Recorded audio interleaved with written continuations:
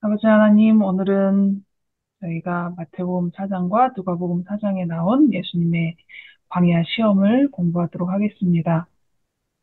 아,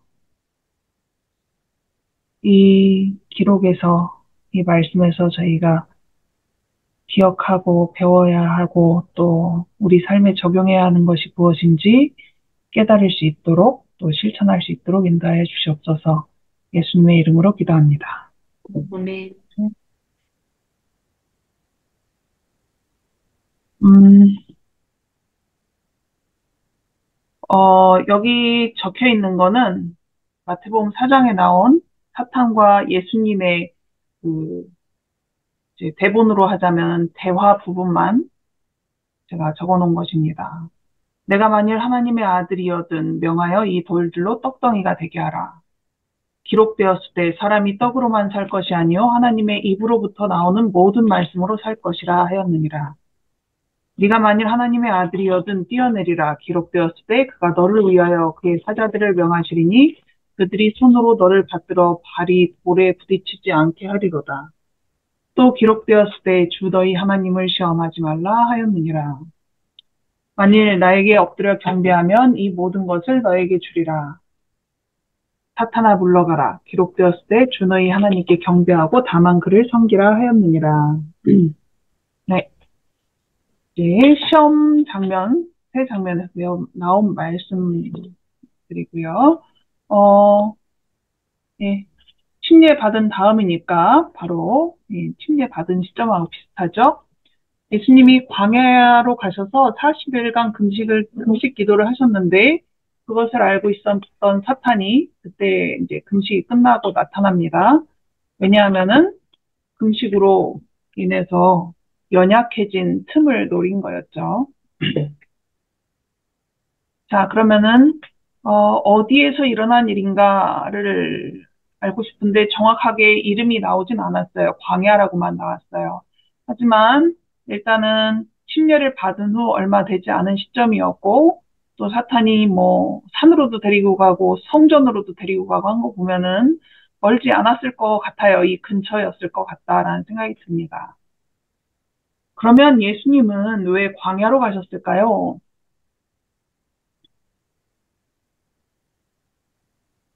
물론 성령에 이끌려 이런 표현이 나오긴 했지만 좀 더 자세히 보도록 하겠습니다. 음, 이 시험을 자기가 받고 싶어서 가신 건 아니죠. 그분은 침례를 받으신 이후에 이제 공생애를 시작하셔야 되는데 자신이 하셔야 될 사업, 사명 이런 것들을 깊이 묵상하고 아버지와 대화하기 위해서 광야로 가셨던 거죠. 그 힘든 길을 위해서 시작하기 전에 이제 기도로 아버지와 대화로 무장하는 그런 시간이었다라고 볼 수 있습니다. 근데 사탄으로서는 사실 그 어렸을 때도 죽이려고 했었잖아요. 애기였을 때. 그러나 이미 실패했고 유년 시절에 대해서 성경에서는 되게 간단하게 나왔지만 사실 유년 시절부터 사탄은 예수님을 유혹하고 시험을 하기 위해서 여러 번 시도했다는 것을 지난번 공부하면서 배웠습니다. 그러나 이제 그런 어떤 과정들을 다 무사히 예수님이 통과하시고 정말로 침례를 받으시고 공생에 들어가시는 이 시점이 사탄으로서는 다시 한번 되게 중요한 어, 그 예수님을 꺾어버려야 되는 그런 시점이라고 생각을 했는데 마침 금식을 하니까 사탄이 그때를 예수님에게 접근할 가장 적당한 때라고 보았던 거죠. 왜냐하면 예수님은 신이 아니라 인간이 돼서 오셨기 때문에 40일을 금식했을 때 사람이 얼마나 연약해지는지 사탄이 이제 가늠할 수 있었던 거죠. 예수님만 그렇게 했던 게 아니라 모세가 40년을 그 이스라엘 백성들을 이끌고 나서 그 맨날 허구한 날 불평불만하고 그러는 백성들한테 얼마나 지치겠어요. 1, 2년도 아니고. 그래서 거의 40년이 채워가던 시점에 다시 한번 모세가 이 지쳐있는 상황에서 죄를 짓도록 만들었죠. 그래서 물을 달라고 하는 그 백성들을 향해서 다시 한번 죄를 짓는 상황이 모세에게도 있었습니다. 모세가 약했을 때예요. 엘리야가 갈멜산에서 승리하고 나서 백성이 다 신앙 부흥이 있기를 바랐지만 그런 일도 일어나지 않고 이세벨은 자기를 죽인다고 했을 때 이 3년 반의 긴장했던 삶과 그 다음에 갈멜산에서 모든 에너지를 쏟아부었던 엘리야가 거의 탈진한 상황이 됐을 때 다시 사탄은 엘리야를 무너뜨리기 위해서 그를 시험에 빠뜨렸죠. 그래서 가장 약할 때 그것이 육체적으로 약한 것이든 정신적으로 약한 것이든 경제적으로든 여러 인간관계로서든 사람이 약할 때 그 약한 틈을 사탄은 시험하는 때로 사용하려고 한다라는 것을 우리가 알 수 있습니다. 예수님도 가장 강할 때가 아니라 약할 때 이런 시험을 받으셨다는 것입니다. 그러면 사단이 예수님께 나타났을 때는 어떤 모습으로 나타났을까요? 천사의 모습. 천사의 모습으로. 하와한테는 왜 뱀의 모습으로 나타났을까요? 당신 뱀이 아름다운 성. 예, 맞아요. 천사로 나타났으면 오히려 이렇게. 그렇죠. 그러니까, 하와도 뱀으로 나타났을 때 가장 효과적이었을 거라는 걸 알고 뱀으로 둔갑을 했던 거고, 뱀에 들어가서 역할을 했던 거고, 예수님께 나타났을 때는 우리가 이제 마귀 사탄했을 때 막 뿔 달리고 무섭고 이런 모양으로 주로 그림을 그리지만, 사실은 전혀 그렇지 않죠. 사탄이 누군가를 유혹하고 시험에 빠뜨릴 때는, 그런 모습이 아니라 주로 예, 아름답고 멋진 모습으로 등장을 합니다. 로저 머너라는 사람이 쓴 영적 세계로의 여행이라는 책을 읽어보면은 그 사람이 사탄교회에 가가지고 예배를 드리는 장면이 이제 묘사가 돼 있거든요. 거기서도 보면은 사탄이라고 해서 그림을 그려놓은 걸 보면은 되게, 우아하고 고상하고 아름다운 모습으로 사탄을 그려놨다라고 말하고 있어요. 음. 자, 근데 여기 대결이라는 책에, 이 대결이라는 책은 아직 번역이 안 된 것 같지만, 책으로는 안 나온 것 같지만, 이 엘렌 G 화이트의 글입니다. 그는 빛을 들은 채로 자신이 하나님 보좌로부터 파견된 천사 중의 하나이며 그리스도를 동정하고 그의 고통의 상태를 경감시키기 위한 자비로운 특수 사명을 갖고 파견되었다고 주장하며 그리스도에게 다가왔다. 이렇게 힘들게 금식 기도를 한 이 인간이 된 예수에게 하나님이 천사를 파견한 것처럼 이제 등장을 하는 거죠. 그러면서 어, 이렇게 힘들게 하자도 않아도 되고 마음만으로 충분해. 우리 가끔 그런 표현 하잖아요. 너가 다 못해도 마음만으로도 충분해. 근데 마음만으로 충분한 게 있고 그렇지 않은 것이 있는데 예수님이 마음만으로 충분했다면 굳이 인간이 되실 필요조차도 없었겠죠. 네, 사탄은 이렇게 예수님이 진정으로 40일 금식 기도한 그 이후에 하나님이 너한테 바라는 건 그런 게 아니야. 네 마음만으로도 충분해. 라는 속삭임으로 시험을 하기 시작했던 거죠. 시대의 소망에는 이런 표현이 나와요.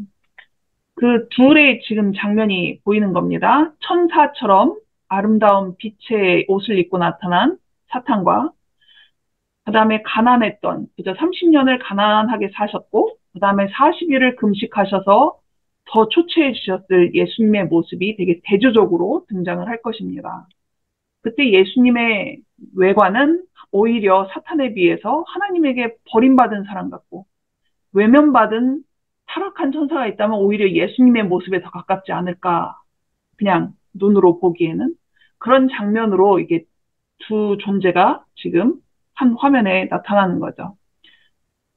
그러니까 사탄이 지금 예수님한테 이렇게 시험을 하면서 너가 만약에 신적인 존재라면은 지금 너의 외관으로는 그걸 확인할 수가 없으니까 그러니까 이적을 행함으로써 너가 신이라는 것을 증명해봐라 라는 그런 시험이 될 수도 있다는 거죠.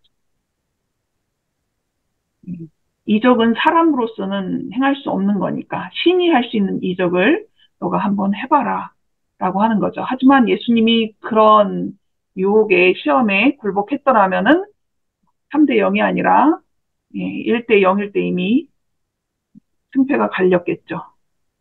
자, 그런데 이 광야에서의 시험은 왜 공부를 해야 될까? 왜 중요할까? 한번 생각해 보도록 하겠습니다. 여러분도 이런 종류의 시험을 받으시나요? 그렇다, 아니다. OX. OX. 오, 오, 아, 예. 많이 자주 받으시나요? 네. 아, 우리 다희만 시험을 받고 다른 분들은 초월을 하셨어. 네. 받고 있는데 못 깨닫고 있는 거 아닐까 싶을 때도 있어요. 아, 그렇죠. 대놓고가 아니고. 이 사람들이, 우리 시대의 소에 보면은 사람들이 별로 관심이 없다라고 얘기를 해요. 그런데 이런 시험은 우리도 당하는 시험이고 앞으로도 계속 당할 시험이라고 얘기를 하고 있습니다. 그런데 그 시험에서 이길 수 있는 방법은 예수님이 이기신 방법이기 때문에 우리가 이 예수님의 시험을 공부를 할 필요가 있는 거죠. 우리 왜 퀴즈 같은 거 안교에서 하면은 그 노래 10점, 30점, 100점 뭐 이런 거 있잖아요. 그 카테고리에 다 들어가는데 이 시험이 예수님이 받은 시험은 막 1000점짜리고 우리가 받는 시험은 1점짜리고 그런 느낌? 아, 그럴 수도 있죠.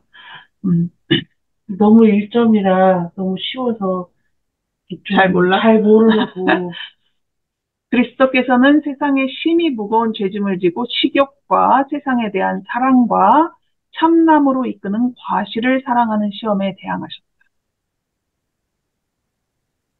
그런데 이 시험이 아담과 하와를 정복했다라고 했고 우리도 쉽게 정복당하고 있다라고 얘기하고 있습니다. 그런데 우리는 신경을 안 써서 내가 시험을 당하고 있는지, 시험에 정복됐는지 이런 것도 생각을 안 하고 살고 있을지도 모르죠.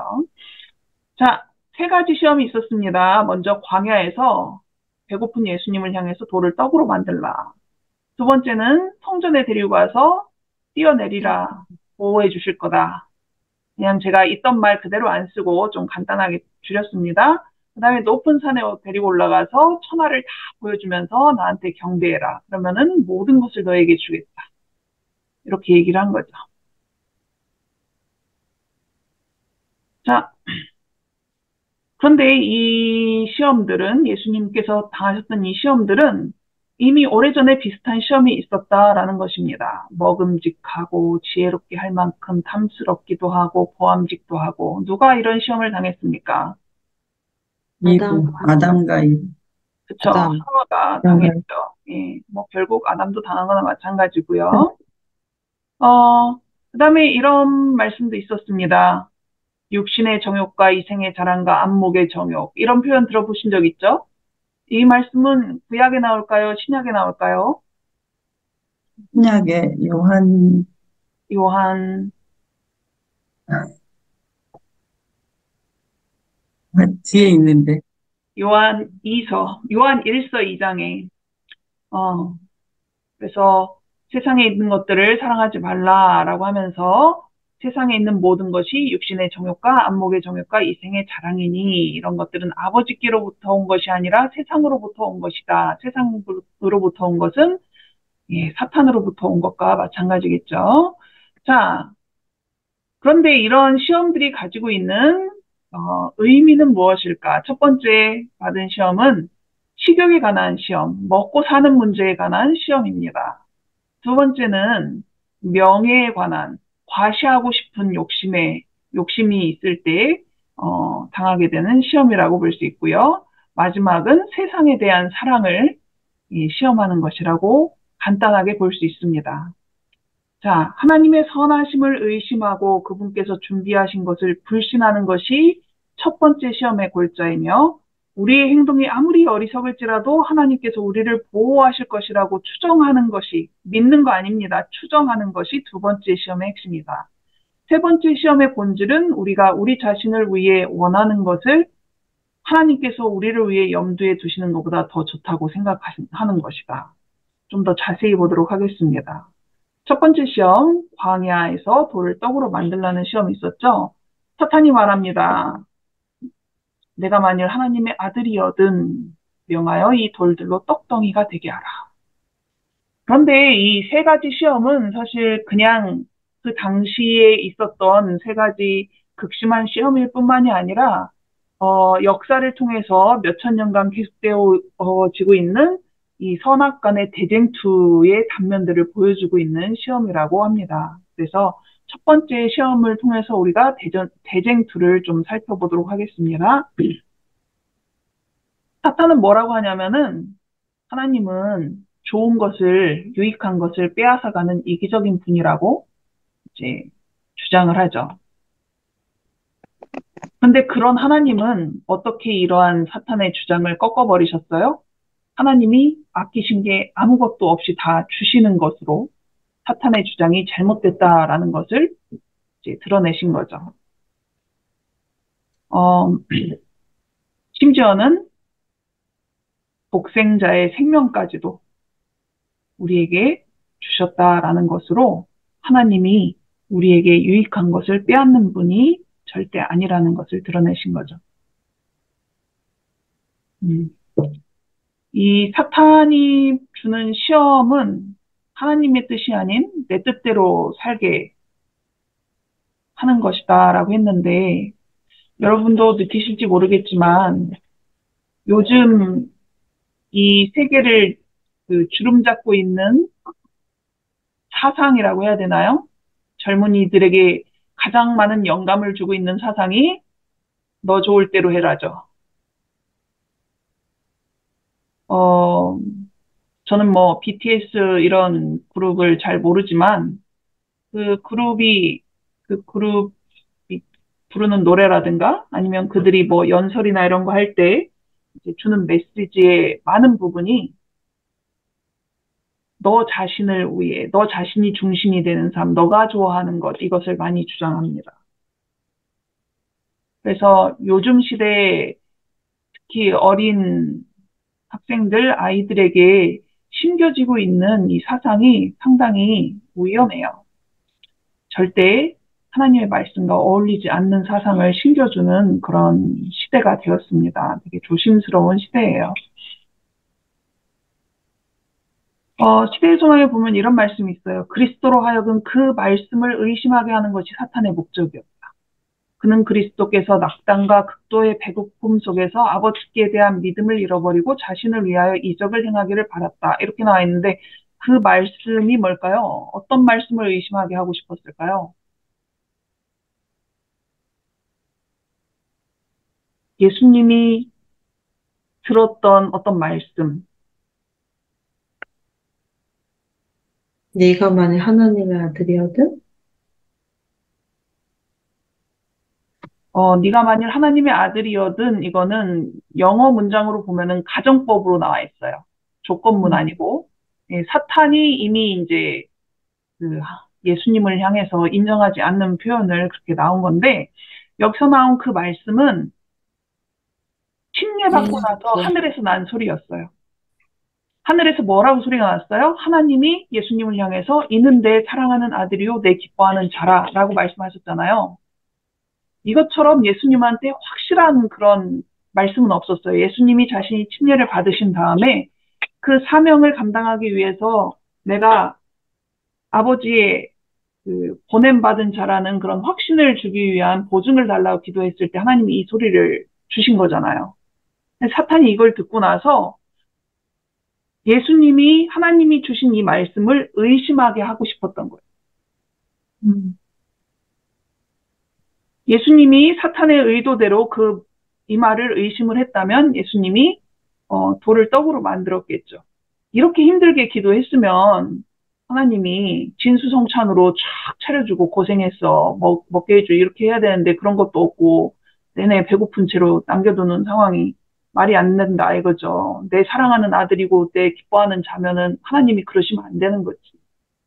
그러면은 내가 신이니까 돌로 떡이라도 만들어 먹어? 이렇게 되는 거 아니겠어요? 그런데 예수님이 이 시험에 승리하셨죠. 예수님은 하나님이 주셨던 이 말씀을 의심하지 않았던 것입니다. 자, 두 번째 시험은 성전 꼭대기로 데리고 가서, 네가 만일 하나님의 아들이거든 뛰어내리라. 그러면서 사탄이 기록되었으되라는 말을 합니다. 좀 아까 예수님이 사람이 떡으로만 살 것이 아니요 이런 성경 말씀을 가지고 대항을 하셨잖아요. 아, 역시 말씀으로 그렇게 하네. 그럼 나도 말씀으로 시험을 해야지. 이렇게 이제 작정을 한 것입니다. 성경에 기록되었을 때 그가 너를 위하여 그의 사자들을 명하시리니 그들이 손으로 너를 받들어 돌에 부딪히지 않게 하리로다 하였느니라. 이 말씀이 어디에 나올까요?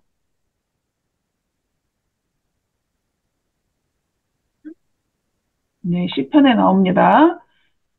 시편 91편에 나오는데 시편 91편은 하나님을 신뢰하는 자들을 하나님께서 보호하신다라는 내용이에요. 그런데 그 중에 이제 11절, 12절에 이런 말씀이 나옵니다. 그가 너를 위하여 그의 천사들을 명령하사 너의 모든 길에서 너를 지키게 하심이라. 지금 하나님을 신뢰하는 자가 가는 모든 길에서 하나님이 그 사람을 지켜주실 것이다 라는 약속이에요. 그런데 지금 사탄은 뭐만 인용했냐면은 너를 지키게 하심이라 이 부분만 가지고 말을 한 거죠. 그죠? 그 다음 그들이 그들의 손으로 너를 붙들어 발이 돌에 부딪히지 아니하게 하리로다. 이 말씀만 가지고 지금 인용을 하는 거예요. 자, 하나님이 우리를 보호해 주신다고 약속하신 거 맞아요. 그죠?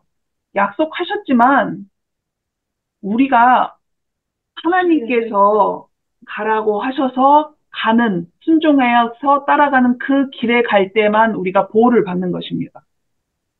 그 길에서 벗어나면은 나는 하나님의 보호가 아닌 내 마음대로 할 것을 선택하는 거기 때문에 하나님의 보호가 따라가질 못해요. 그런 것들이 이스라엘 역사상 많이 나타났습니다. 나라가 무너지기 전에도 남방 유다 사람들은 자기들 나라가 절대 무너지지 않을 거라고 생각했어요. 왜? 우리는 하나님을 섬기는 성전도 있고 거기서 매일매일 제사도 드리는데 우리나라가 다 망한다고 그럴 리 없어. 선지자가 아무리 외쳐도 듣지 않았죠.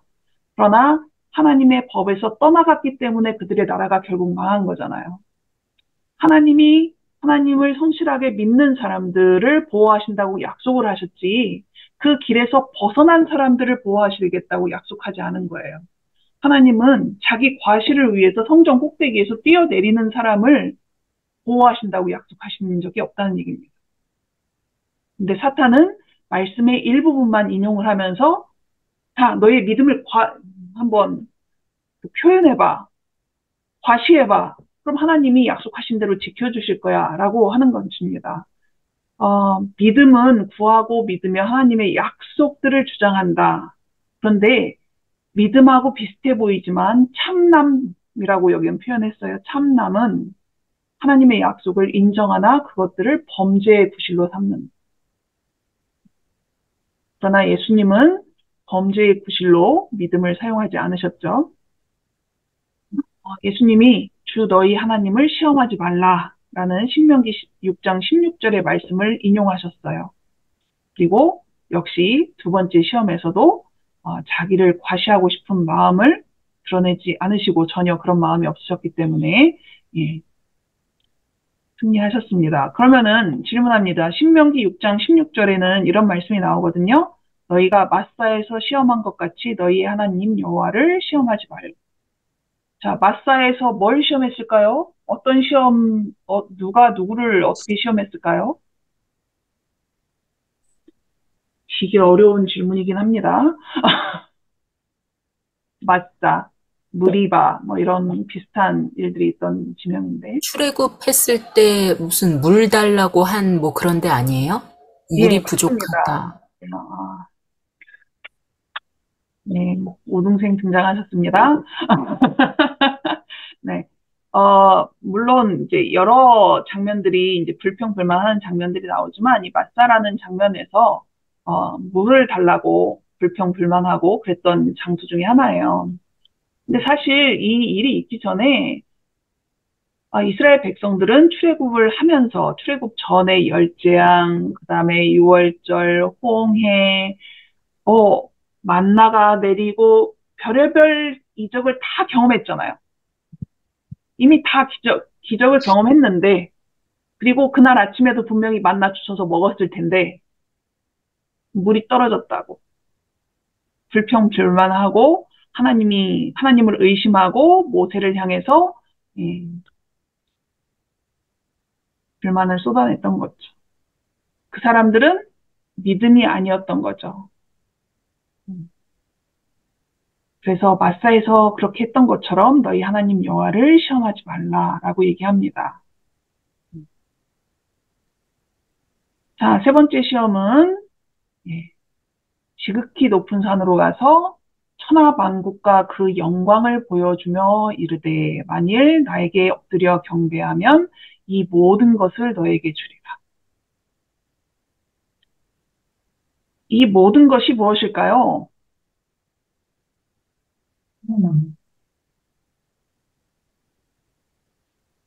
예수님이 구하고 싶었던 사람들. 일단은 여기 말씀 그대로 보자면 천하만국과 그 영광이라고 했어요. 천하만국은 이 지구를 말한다라고 보시면 될 것 같아요. 그죠? 지구만 그 죄 지은 세상이니까 다른 데는 뭐 이런 거 사탄이 말할 것도 아니잖아요. 이 영광을 보여라고 했어요. 도대체 이 영광이 뭘까? 뭐 여러 가지 의미가 있겠지만 여기서는 지구의 통치권이라고 우리가 이해할 수 있을 것 같습니다. 이 지구, 천하만국, 이 지구와 이 지구를 다스리는 통치권, 그 모든 것을 내가 너한테 주리라 라고 얘기하는 겁니다. 이 말은 사탄이 지금 그 통치권, 이 지구 다 나한테 있는 거잖아. 내 거잖아. 그러니까 네가 나한테 절하면은 내가 그거 줄게 라고 말하는 것입니다. 그런데 왜 사탄은 이런 말을 했을까요? 이 지구가 사탄 것입니까? 통치권이 사탄에게 있습니까? 아니요. 사탄이 이런 말을 하는 이유는 있죠. 하나님께서 아담에게 이 세상을 다스릴 통치권, 청지기로서의 통치권을 주셨잖아요. 근데 사탄이 이제 뱀으로 와서 뭐 하와를 통해서 뭐 여러 가지 이야기를 여러분이 아시겠지만 하와는 속았지만 아담은 속지 않은 채로 과일을 먹었습니다. 그죠? 뭐 로맨틱한 이유를 말하자면 그 여자 없이는 못 살 것 같아서 이렇게 됐지만 결국 하나님을 선택한 것이 아니라 하나님의 말씀에 어긋나는 것을 선택한 거죠. 그렇게 함으로써 아담에게 주어졌던 통치권이 사탄에게 넘어간 것이 되어버렸죠. 하지만 아담에게 주어졌던 통치권은 100% 아담의 것이 아니라 아담이 하나님 안에 있을 때 가졌던 통치권이라고 말할 수 있습니다. 그럼에도 불구하고 사탄이 그 통치권이 자기에게 왔다라고 주장하기 때문에 하나님께서는 사탄마저도 이해할 수 있는 방식으로 그 통치권을 가져오셔야 됐어요. 우리 생각으로는 그거 하나님 건데 굳이 사탄이 저렇게 말한다고 그래도 그렇지 않아도 되잖아요. 그냥 뺏어와도 되잖아. 그런데 하나님은 그 방법을 선택하지 않으셨죠. 왜냐하면은 그저 그 통치권을 가져오는 것이 문제가 아니라 사탄을 포함하여 모든 이 우주의 영적 존재들이 아무런 오해 없이 이 일이 진행되는 것을 이해하고 받아들일 수 있는 방법을 선택하셔야 됐는데 그것은 수천 년의 시간이 필요했던 거죠. 자, 길게는 말씀 못 드리고요. 사탄은 지금 예수님한테 자기를 경배하라고 얘기하는 거죠. 예수님한테 지금 이 세상을 창조한 예수님한테 너 이 지구 구하러 온 거잖아. 너 이 지구의 통치권 다시 회복하려고 온 거잖아. 힘들게 고생스럽게 예언된 대로 다 안 해도 돼. 나한테 절해. 내가 다 줄게. 라고 얘기하는 거죠. 하나님이 계획하신 것보다 사탄이 말하는 게 훨씬 더 간단하고 쉬워 보이죠. 더 좋아 보이지 않나요? 예, 그거를 하라는 겁니다. 그래서 예언의 말씀대로 정도로 가는 것이 아니라 타협하도록 만드는 거예요. 더 쉬운 거를 선택하도록. 근데 얼마나 이게 큰 시험입니까? 앞으로 예수님이 자신이 어떤 길을 가야 될지 다 아시는 분인데 사람들은 자기를 인정하지 않고 거절해. 온갖 어려운 일들이 눈앞에 있어. 심지어는 십자가에 달려 돌아가셔야 돼요. 그 모든 것을 아시는 분에게 그냥 단번에 이것을 이룰 수 있을 것 같은 그런 시험을 하고 있는 것입니다. 우리는 예수님이니까 다 할 수 있었지 않을까 이렇게 간단하게 생각하지만 시대의 상황에 보면은 이거는 엄청나게 큰 시험이었다라고 얘기를 하고 있습니다. 예수님한테도 이게 간단하고 쉬운 시험이 아니었던 거죠.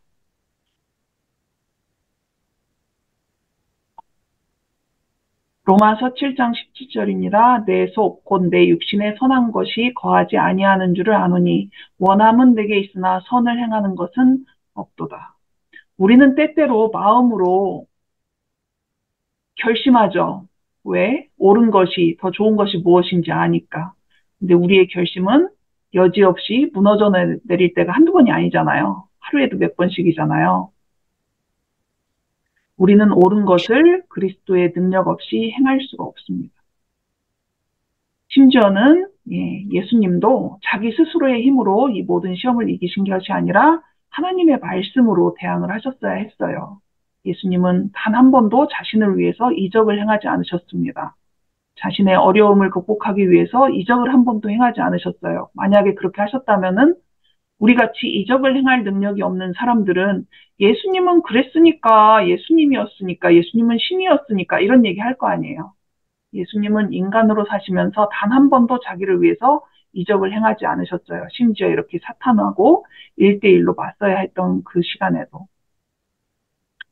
오히려 이렇게 말씀하시죠. 사탄아 물러가라. 기록되었을 때 주 너희 하나님께 경배하고 다만 그를 섬기라 하였느니라. 이렇게 말할 때, 이 능력 있는 이름 안에서 사탄은 이 능력 있는 이름 안에서 피난처를 구하는 가장 연약한 자들 앞에서 떨며 도망할 것입니다. 사탄이 예수님의 이 말씀을 들었을 때 사탄아 물러가라 기록되었을 때 주 너희 하나님께 경배하고 다만 그를 섬기라 하였느니라 이렇게 했을 때 사탄이 떨며 도망갔다는 얘기예요. 그리고 우리도 사탄이 나에게 경배하라 라는 유혹을 할 때 예수님처럼 대답할 수 있다면 사탄은 우리 앞에서도 떨며 도망갈 것이라는 약속인 거죠. 자, 이 4가지의 시험이 있었습니다. 자, 정리를 합니다. 첫 번째 시험은 먹고 사는 일이 우리 능력에 달려있지 않으니까 우리의 어떤 먹고 사는 문제에 집착하기보다는 하나님의 뜻을 우선으로 두라라는 거고요. 그 다음에 두 번째는 자신을 과시하고 드러내는 일에 매우 조심하라. 특별히 믿음을 행하는 일이 과시하는 것이 되면 안 되겠죠. 자, 그 다음에 세 번째, 사탄의 주권이 작용하여 화려해 보이는 영광에 있는 세상을 사랑하지 말라. 아까 천하만국을 다 보이며 이렇게 얘기했는데 사탄이 예수님한테 보여줬던 이 세상의 모습은 온갖 아름다운 것들이었다라고 나옵니다. 하지만 세상에 아름다운 것만 있진 않잖아요. 얼마나 더럽기도 하고 위험하기도 하고 망가진 것도 많아요. 그런데 사탄은 그런 것들을 보여주지 않아요. 이 세상이 온갖 아름다워 보이게 하고 우리에게 시험을 하는 거죠. 그러나 사탄이 다스리고 있고 그 통치권을 어느 정도 가지고 있는 이 세상은 우리가 생각하는 것처럼 그렇게 아름다운 세상이 아닙니다. 하나님이 회복시켜 주셔야 온전한 세상이 됩니다. 예수님의 싸움의 무기는 하나님의 말씀이었고 우리도 그 무기를 사용할 수 있다라고 이야기를 하고 있습니다.